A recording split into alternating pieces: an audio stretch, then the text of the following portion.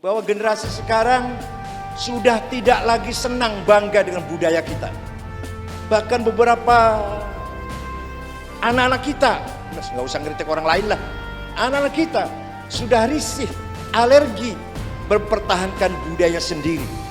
Maunya ke barat-baratan, maunya kalau tidak mengikuti barat kurang keren. Ini harus kita pikirkan, harus kita perhatikan betul-betul. Ada lagi yang satu sebelah sana, saking Islamnya, semua budaya lokal ditinggal, ganti budaya Arab. Pakaian pun gamis, jenggot pun panjang. Itu saking Islamnya itu. Bukan itu mempertahankan Islam, bukan itu. Tapi seperti Imam Hasan Basri mengatakan, Islam itu dibangkitkan dengan ilmu pengetahuan, bukan dengan politik, bukan dengan harta. Imam Hasan Basri yang lahir tahun 21 Hijriah, wafat tahun 110, Sayyidut Tabi'in, yang juga andil besar dalam menyelamatkan, menggugah atau memperingatkan masyarakat Islam supaya tidak terlalu orientasi politik dan tidak terlalu orientasi materi. Maka Imam Hasan Basri mengatakan, hei, kebangkitan Islam itu bukan karena politik, bukan karena harta.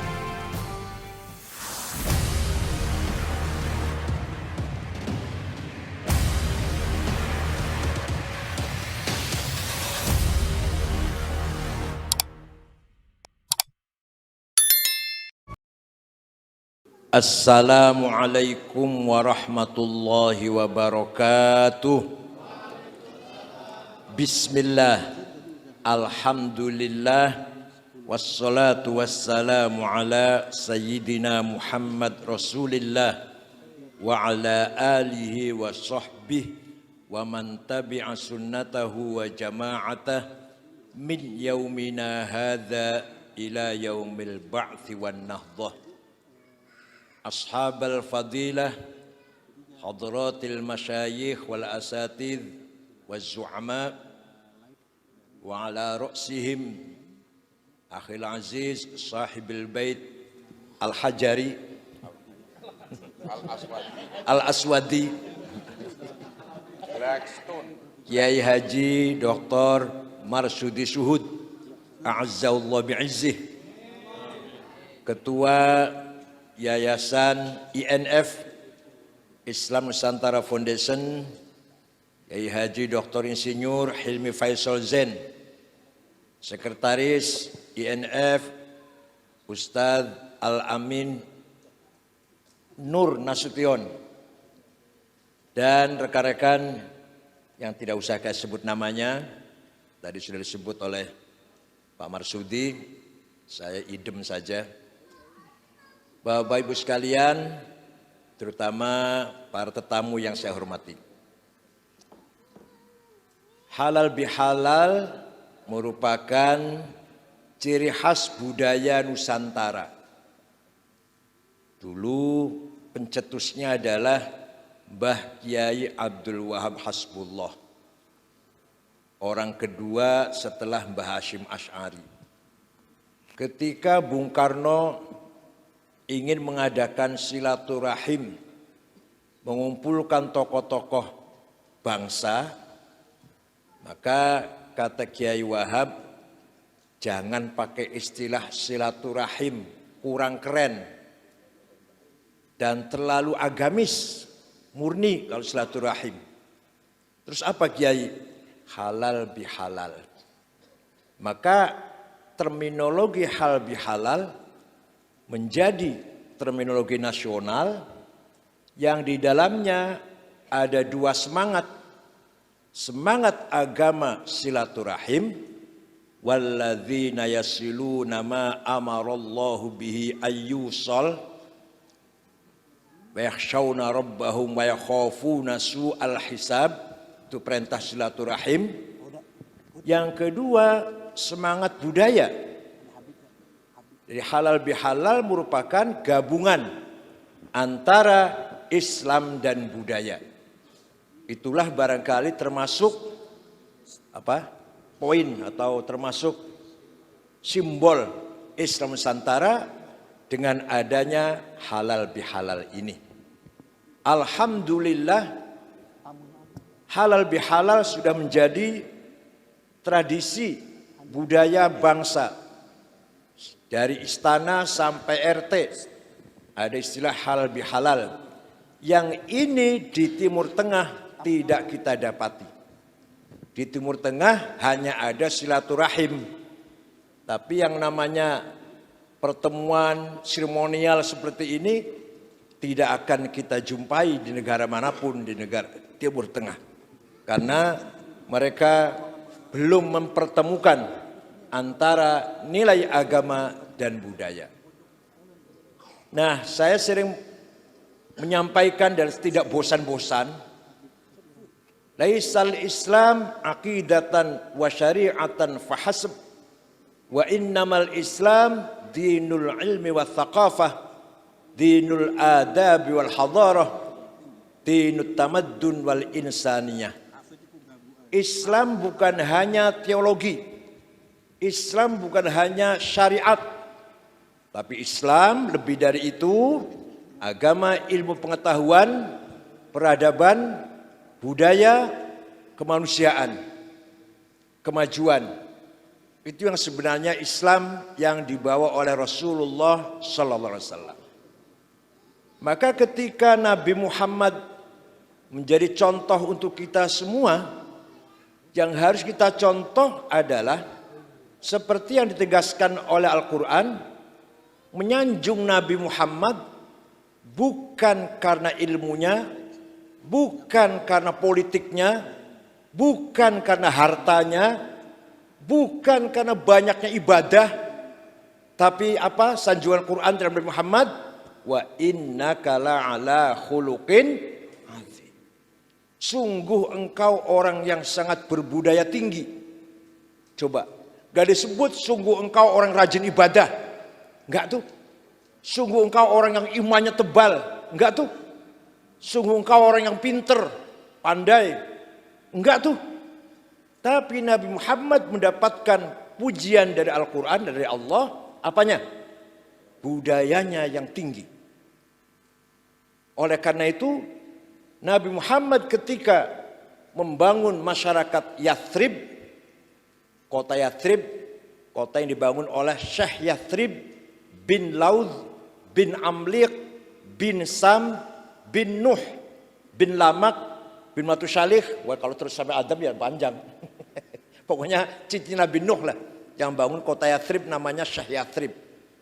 Nabi membangun kota tersebut tidak berdasarkan agama, tidak berdasarkan suku, tapi berdasarkan satu visi misi dan berdasarkan ikatan budaya antara semua penduduk kota Yathrib.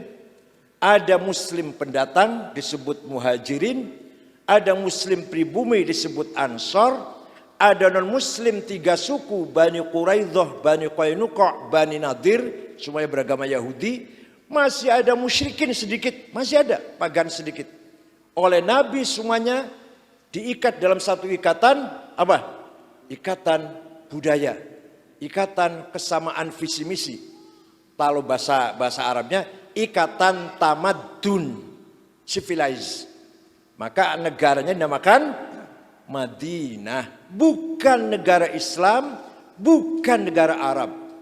Hadza kitabu Muhammad al-muslimuna min Quraisy wal muslimuna min Yathrib wal yahud wa man tabi'ahum wa laqabihim wa jahada ma'hum innahum ummatun wahidatun min dunin nas.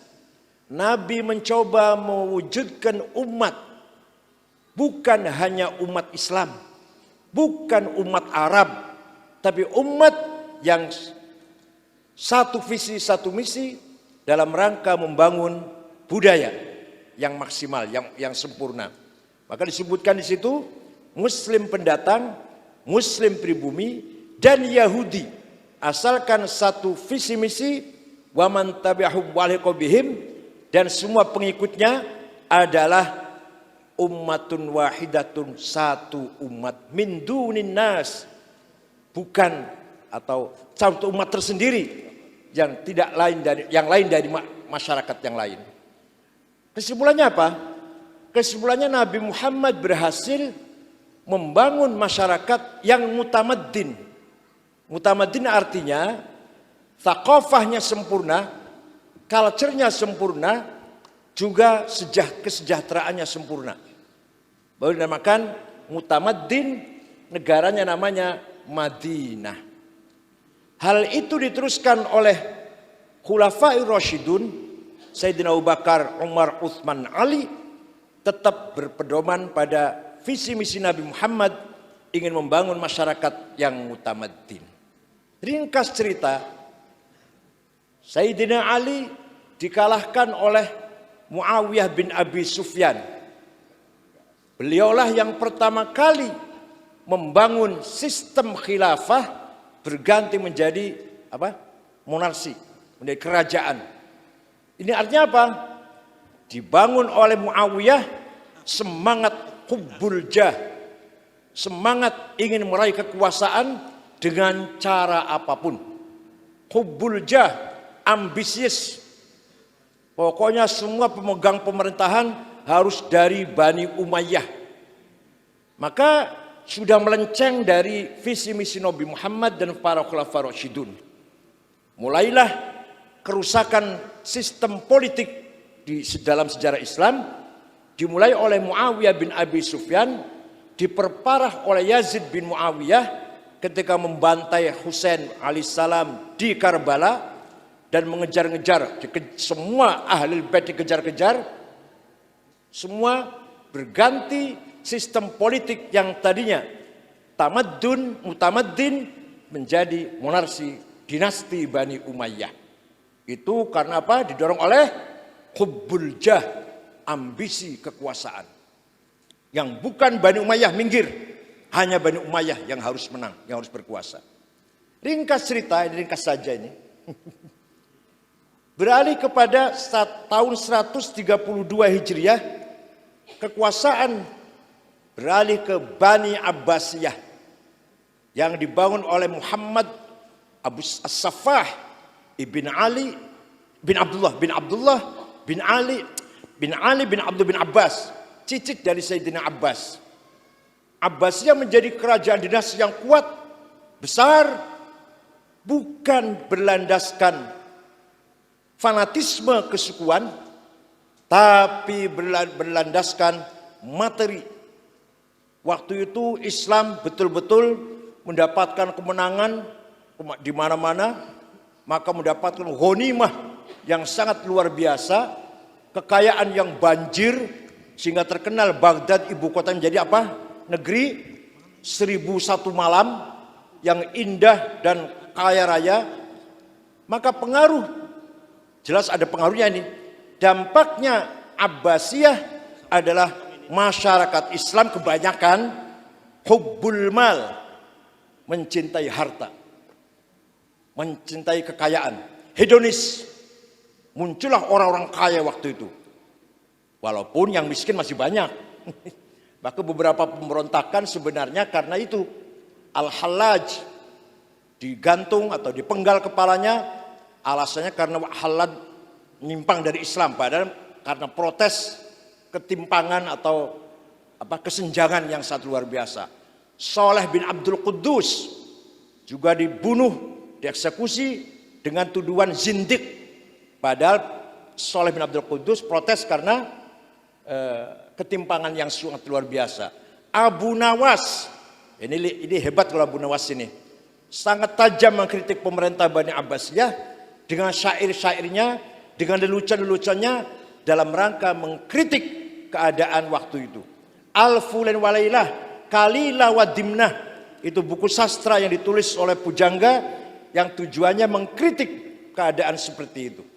Nah, keadaan seperti itu, masyarakat Islam berlomba-lomba mengumpulkan harta, berlomba-lomba mengumpulkan kekayaan, lahirlah orang-orang atau muncullah para ulama yang betul-betul ingin menyelamatkan masyarakat Islam yang terkenal dengan para zuhad, para ubad, para nusak yang nanti akan menjadi namanya sufi.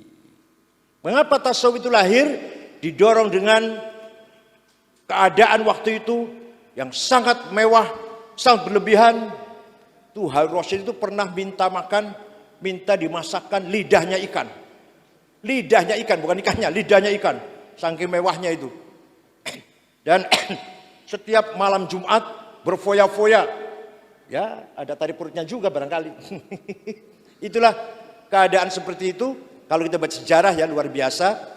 Maka lahirlah kelompok-kelompok sufi yang berusaha meluruskan alur sirat atau manhajil hayah bagi masyarakat Islam supaya tidak hubbud dunia. Dunia dicari tapi tidak untuk kemewahan, tidak untuk berfoya-foya, tapi untuk bekal ta'abbud, bekal taqarrub ilallah. Itulah ajaran sufi yang sebenarnya. Bukan berarti kita anti harta, anti dunia, tapi dunia tujuan untuk ta'abbud dan taqarrub ilallah. Keadaan seperti itu, itulah awal mula rusaknya politik Islam. Lama kelamaan datanglah serangan dari Mongol, Jengkiskan, Hulakukan.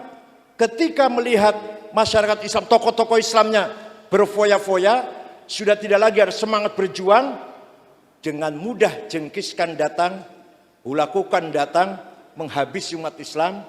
Baghdad dihancurkan. Untung waktu di Suriah bisa bertahan oleh Khairuddin Barbarossa yang bisa mempertahankan serangan-serangan Mongol itu. Walhasil politik Islam hancur karena hubbul jah dan hubbul mal. Ambisi kekuasaan politik dan apa tadi? Harta kekayaan. Yang dengan tujuan tidak untuk ta'abbud dan taqarrub.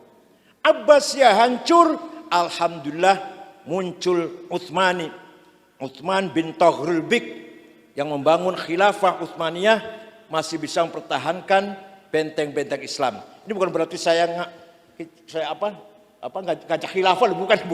Ini cerita sejarah. Khilafah Utsmaniyah pun dulu pernah menghasilkan kekuatan luar biasa. Tahun 1455 Bizantium, Romawi Timur dihilangkan, dikalahkan oleh Muhammad Al-Fatih Al-Utsmani, dinasti Utsmaniyah. Muhammad Al-Fatih baru berusia 22 tahun bisa mengalahkan Bizantium, dan Konstantinopel diganti namanya Istanbul. Masjid Hagia Sophia, gereja Hagia Sophia diganti menjadi masjid sampai sekarang. Itu kekuatan Islam yang luar biasa. Terus lama kelamaan lengah dengan kemewahan, dengan futuhat, kemana-mana menang sampai pulau Cyprus, pulau Crete, sampai perbatasan Balkan, perbatasan Vienna. Itu sudah Islam semua, Balkan Islam semua. Lama-lama lengah, banjir kekayaan, banjir kemenangan, masuklah ke era kelemahan Khilafah Utsmaniyah, mudah saja dibubarkan oleh siapa? Mustafa Kamal Ataturk setelah wilayah-wilayah Utsmaniyah selain Turki dijajah oleh para penjajah. Mengapa saya cerita begini? Ini bangsa kita ini, bagi kita yang sayang, cinta kepada tanah air, ayo kita pikirkan bersama-sama. Indonesia bukan hanya hari ini. Indonesia milik anak cucu kita juga. Kalau harta dihabiskan sekarang, apalah nanti nasib anak cucu kita. Semua orang ingin jadi apa harus duit. Orang mau sekolah duit, mau jadi PNS, ASN duit, mau menang bupati duit, mau menang gubernur duit. Apalagi mau menang apa tadi? Bukan presiden, iya. Satu lagi. Apa satu lagi? Yang di Lampung itu loh.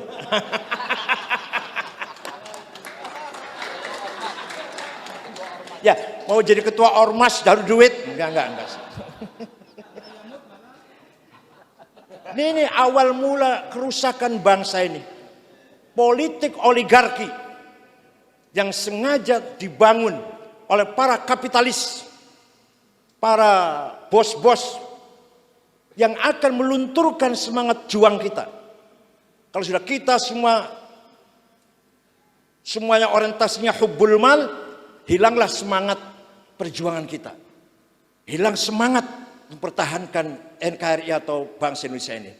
Maka Islam Nusantara ini saya maksud, ya mohon maaf ya, ide dari saya ketika itu melalui rapat gabungan Suriah Tanfidiyah menyongsong muktamar tahun 15, tema besar muktamar NU di Jombang menjadi apa? Mengukuhkan Islam Nusantara menuju perdamaian dunia. Artinya apa? Artinya dengan semangat budaya. Mari kita bangun, kita rawat, kita pertahankan Indonesia ini. Kalau kata Pak Imam Pituduh, kita ini sudah apa? Era sekarang sudah era pop culture war. Bisa bahasa Inggris juga Pak Imam. Bahwa generasi sekarang sudah tidak lagi senang bangga dengan budaya kita. Bahkan beberapa anak-anak kita, nggak usah ngeritik orang lain lah, anak-anak kita sudah risih, alergi mempertahankan budaya sendiri. Maunya ke barat-baratan, maunya kalau tidak mengikuti barat kurang keren. Ini harus kita pikirkan, harus kita perhatikan betul-betul. Ada lagi yang satu sebelah sana, saking Islamnya semua budaya lokal ditinggal, ganti budaya Arab. Pakaian pun gamis, jenggot pun panjang. Itu saking Islamnya itu. Bukan itu mempertahankan Islam, bukan itu. Tapi seperti Imam Hasan Basri mengatakan, Islam itu dibangkitkan dengan ilmu pengetahuan, bukan dengan politik, bukan dengan harta. Imam Hasan Basri yang lahir tahun 21 Hijriah, wafat tahun 110, Sayyidut Tabi'in, yang juga andil besar dalam menyelamatkan, menggugah atau memperingatkan masyarakat Islam supaya tidak terlalu orientasi politik dan tidak terlalu orientasi materi. Maka Imam Hasan Basri mengatakan, kebangkitan Islam itu bukan karena politik, bukan karena harta. Imam Hasan Basri itu, beliau la ya'til malika wa la ya'tihil maliku, tidak mau mendatangi pejabat dan tidak mau didatangi pejabat. Entah kalau Kiai Marsudi ya, ini Hasan Basri, ini Kiai Hasan Basri ini. Ini Pak Sori. La ya'til malika wa la ya'tihil maliku, tidak mau pergi ke istana dan tidak mau didatangi para penguasa. Itu Imam Hasan Basri. Tapi bukan oposisi, bukan berarti benci, tidak. Beliau tidak setuju dengan gerakan oposisi Khawarij, gerakan oposisi radikal. Dia nggak setuju. Tapi juga beliau punya prinsip tidak penjilat, bukan penjilat terhadap kekuasaan, terhadap penguasa hanya karena mencari sesuatu minal jah awil mal. Nah, mudah-mudahan kita semua seperti itu. Nah, dengan Islam Nusantara ini yang saya maksud bukan madhab, bukan aliran baru, bukan sekte baru, bukan firqah jadidah, bukan sekte baru, tapi tipologi. Mari kita perkuat Islam kita, Islam yang benar ya, Islam tawassut dan budaya kita. Dengan Islam Nusantara kita berprinsip tawassut, tidak berlebihan dalam agama, tidak berlebihan dalam budaya. Mari kita gabungkan antara Islam dan budaya. Gus Dur itu orang yang beragama maksimal, berbudaya total. Itu Gus Dur contohnya lah. Begitu pula kiai-kiai. Contoh. Kiai-kiai membangun pesantren tidak terkenal namanya. Yang penting desanya. Itu coba kiai itu. Coba renungkan. Kiai Hasyim Asy'ari bangun pesantren namanya As-Salafiyah Asy-Syafi'iyah. Ayo siapa yang tahu namanya itu? Tapi yang terkenal Desa Tebuireng. Kiai Wahab tambak beras namanya Bahrul Ulum. Siapa yang tahu itu? Amin aja nggak tahu barangkali. Tapi yang terkenal tambak beras.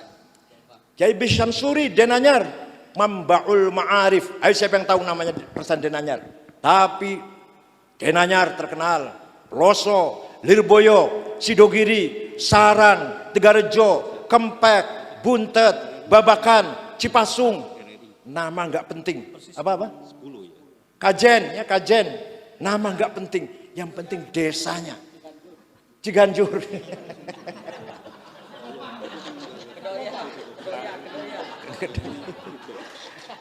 Apa itu?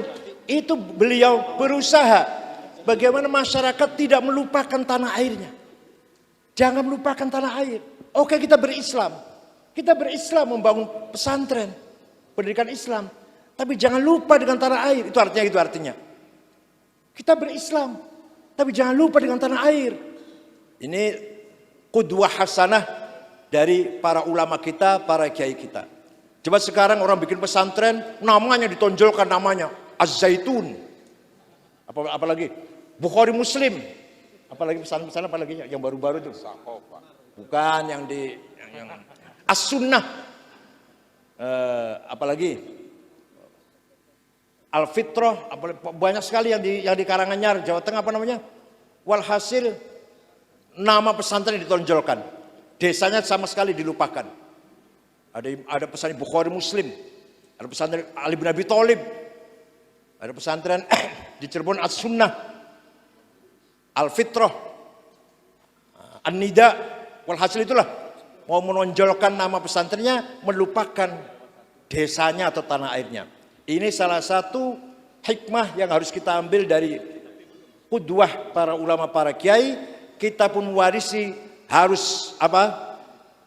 Beragama maksimal, berbudaya total. Kita perjuangkan agama Islam, tapi jangan lupa nasionalisme kita, kecintaan kita terhadap tanah air kita ini. Itu visi misinya Islam Nusantara. Apa? Oke. Iya, oke, ya. Alhamdulillah. Ini waktu tinggal 3 menit katanya. Dan itu pula yang dilakukan oleh para wali songo yang berhasil mengislamkan masyarakat, mohon maaf, masyarakat Hindu dan Buddha. Dengan apanya? Dengan qudwah hasanah akhlakul karimah Buddha yang diutamakan. Wa innamal umamul akhlaquma baqiyat fa inhumu dhahabat akhlaquhum dhahabu. Martabat bangsa itu akhlaknya, budayanya, bukan agamanya. Jangan salah paham. Martabat bangsa bisa terhormat karena budayanya, bukan karena agamanya. Contoh di Timur Tengah agamanya benar, Islam. Ahli sunnah malah kebanyakan. Ahli sunnah. Sholat 5 waktu, puasa Ramadan, baca Quran. Sholatnya madhab kiblat, haji umroh. Tapi perang saudara sudah 40 tahun. Hancur martabatnya. Sekarang, mohon maaf, Jepang. Agamanya Yahudi bukan, Kristen bukan, Islam sanes, Hindu dudu, Buddha ora, Konghucu bukan, yang terkenal dulu aja agama terkenal kan? Bukan, agama apa namanya? Shinto. Tapi bermartabat, terhormat, dunia menghormati Jepang. Kenapa? Budayanya, disiplin, hukum tegak, pengadilan tegak, hak asasi manusia terjaga, tidak ada premanisme, tidak ada ugal-ugalan, apa namanya? Begal atau perampok. Coba budayanya, bukan agamanya. Nah, mari syukur-syukur agamanya benar, budayanya mulia. Ya, kita Islam Nusantara berusaha beragama dengan benar, berbudaya dengan baik. Syukran wa dumtum fil khair.